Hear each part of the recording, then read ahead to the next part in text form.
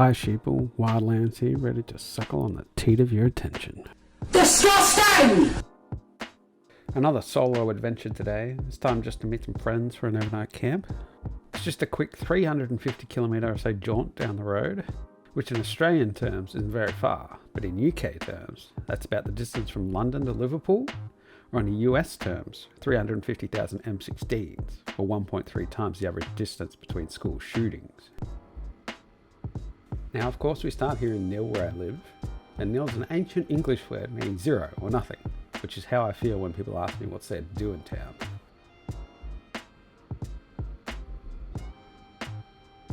But it's not all bad, as long as you enjoy deserts, because they're sandwiched between two of them, the little desert in the south, and you'll never guess it, the big desert in the north.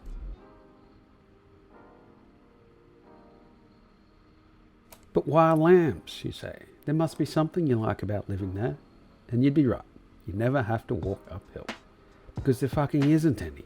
The nearest mountain is this singular dot right here, Mount Arapiles, which is still an hour away. But all of that flatness just makes our first side of the trip that much more visible. Murra Wind Farm, consisting of 99 turbines, each around 140 metres tall, outputting a total of 434 megawatts power. It really is fascinating to ride through the road splitting down the middle.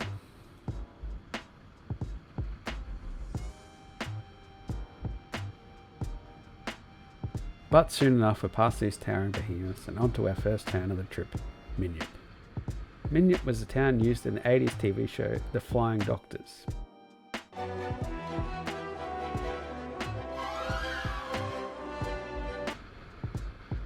On the show it was known as Cooper's Crossing, and I honestly don't think the town's changed much since then, many of their buildings still being recognisable today. But Minyip isn't a very big town, so we're in and out in about 2 minutes flat, and on to the next part of our trip, which is a 65k to St Arnaud.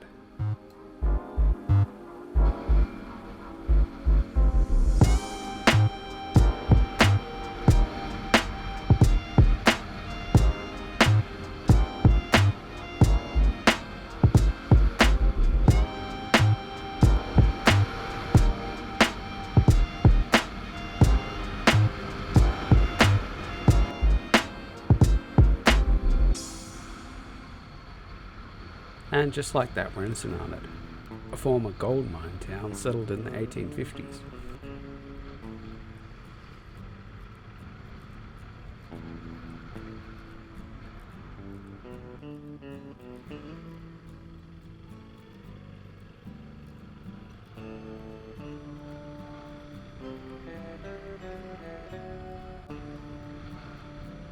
St Arnaud has to be one of my favourite towns in Victoria, with its charming historic shop fronts and greenery, to its gateway to some amazing mountainous national parks.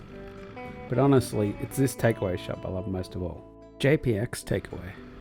For a man with the taste buds of a child like I am, their homemade chicken nuggets can't be beat. But no stopping here today, had to settle for a few fried cats and potato cakes while I watch a couple of old blokes play with their even older tractors.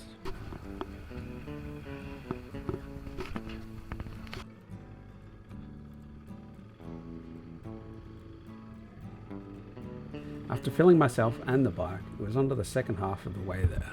And unbeknownst to me, just down the road at Logan, there was a car and bike show going on, which explains why there was more and more bikes on the road as I got closer. But I passed quickly by without feeling too inadequate and carried on my way.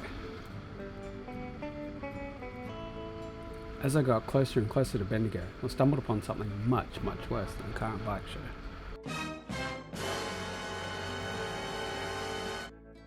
Traffic.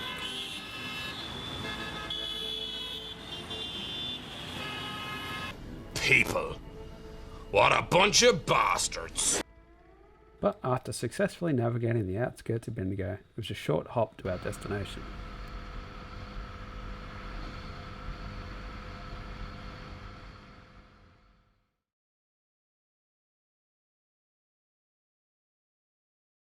Where a night of good friends, good music and good beverages led to a bit of a late start leaving the next day.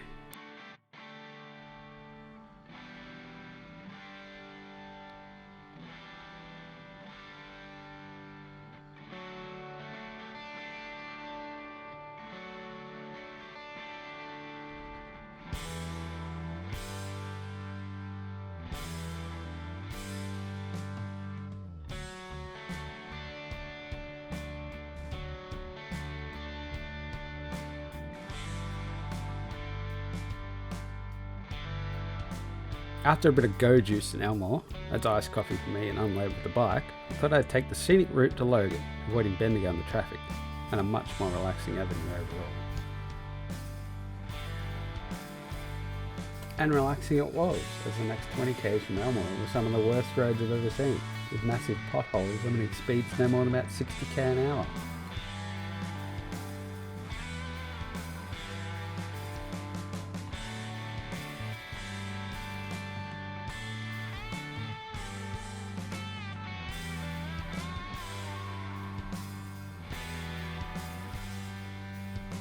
But we got to Raywood, the next town over, and from there the roads improved.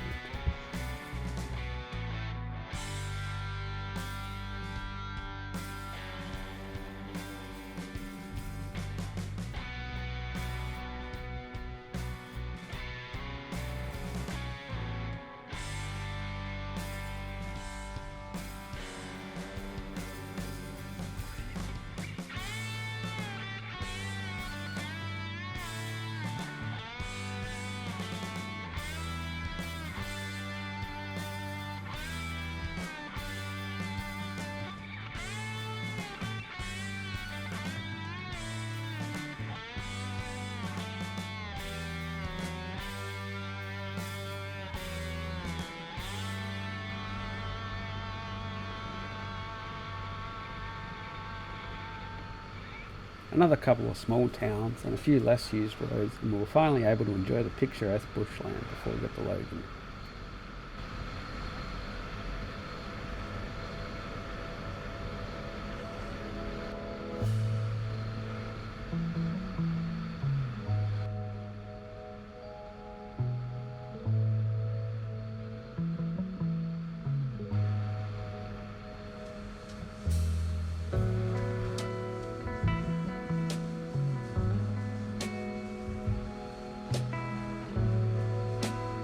But all too soon we were past the dense bushland and past Logan pub, and well on our way back to the monotony of flat farmland and desert.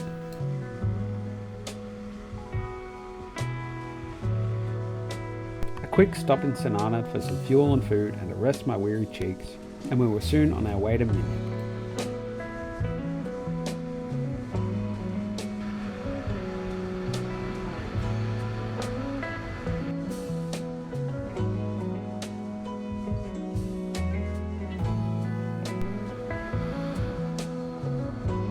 Not a hill in sight.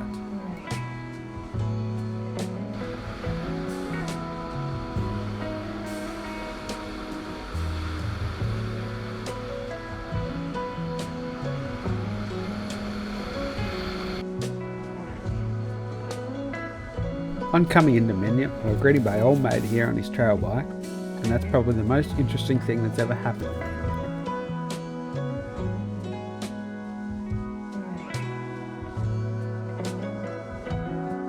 So we zipped through town again, ready to enjoy the sight of the towering wind turbines waiting on the other side.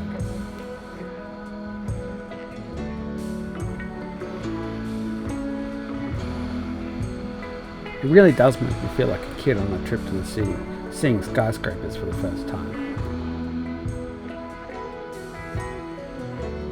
But on we must go, through the dusty roadworks and on to the end of the Borung Highway, which is known locally as the Boring Highway, because of how straight and uninteresting it is.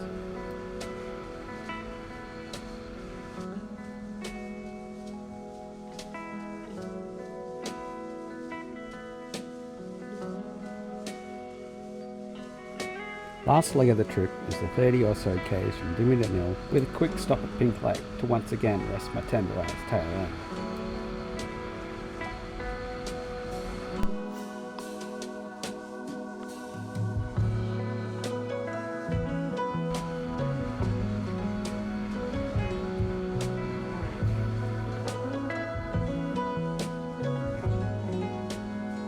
And that's the end of the trip. Hope you enjoyed watching it as much as I had making it. And give us a like or a comment or something, and I'll see you in the next one.